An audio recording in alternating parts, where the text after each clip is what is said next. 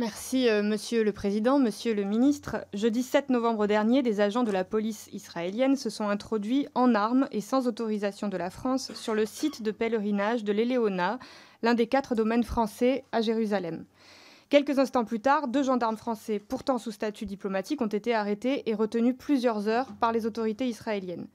Cette arrestation était une provocation intolérable et une évidente violation de la souveraineté française.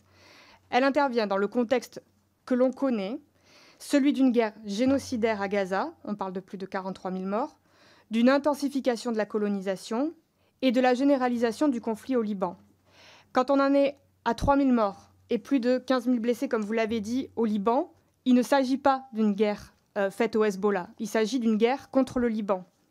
Et pour vous paraphraser, Netanyahou, qui porte une très lourde responsabilité dans le conflit qui a lieu au Proche-Orient, doit être mis face à sa responsabilité et doit être soumis à des mesures pour qu'il respecte le droit international. La convocation de l'ambassadeur d'Israël en France est une première réponse, mais elle est insuffisante. Il est évident que le gouvernement de Netanyahou n'entend pas les rappels au respect du droit international et au cessez-le-feu exprimé par la France. Donc il faut des réponses plus fortes. Hier, mon collègue David Guiraud vous a posé une question lors de la séance de questions au gouvernement. Ce sujet mérite une réponse sérieuse. Il s'agit de se faire respecter. La France doit se faire respecter, de la même façon que la France doit faire respecter le droit international. Pas d'une voix timide, mais par des actes. Pourquoi, par exemple, l'ambassadeur de France en Israël n'a-t-il pas été rappelé, comme le réclame une tribune signée par plusieurs dizaines de députés, y compris issus du groupe macroniste? Quelles mesures la France compte-t-elle prendre face à un gouvernement qui ne respecte ni le droit international, ni les Nations Unies, ni la souveraineté territoriale de ses voisins, dont le Liban? Pourquoi la France n'a-t-elle pas elle-même interdit la présence sur son sol du ministre d'extrême droite, Smotrich, lors du gala qui a lieu ce soir? Soutien, embargo sur les armes, imposition d'un cessez-le-feu sont les réponses indispensables à opposer à ce gouvernement d'extrême droite. La France doit impérativement prendre des mesures. Merci, Madame la députée. Monsieur le ministre, c'est à vous. Merci, Madame la députée.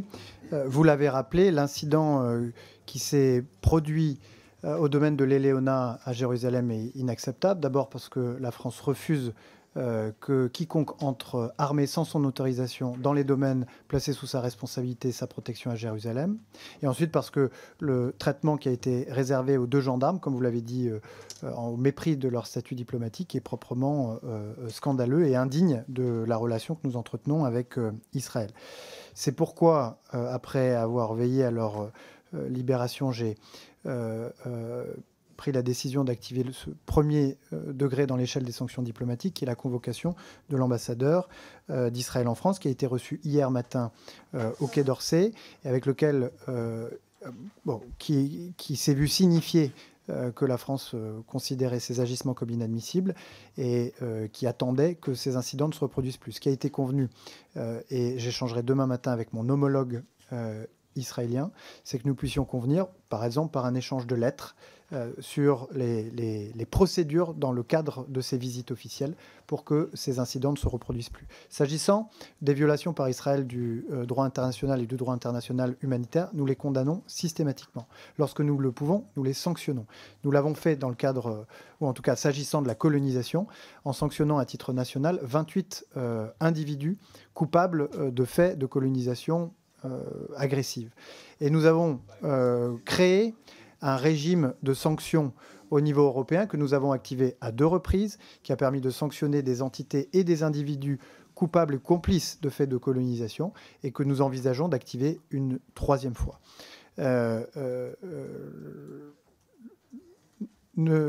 Quand je vous entends parfois prendre la parole dans l'hémicycle ou dans cette salle de commission, on a le sentiment que la France ne prend pas ses responsabilités et s'éloigne de son rôle de vigie du respect en toutes circonstances, et pas seulement par Israël, du droit international et de la justice. Je vous invite la prochaine fois à ce que je me déplacerai dans la région à m'y accompagner. Et vous verrez les réactions que certaines paroles de la France ont pu susciter à Israël d'irritation. Mais nous n'en avons que faire, puisque nous serons toujours du côté du droit international et de la justice.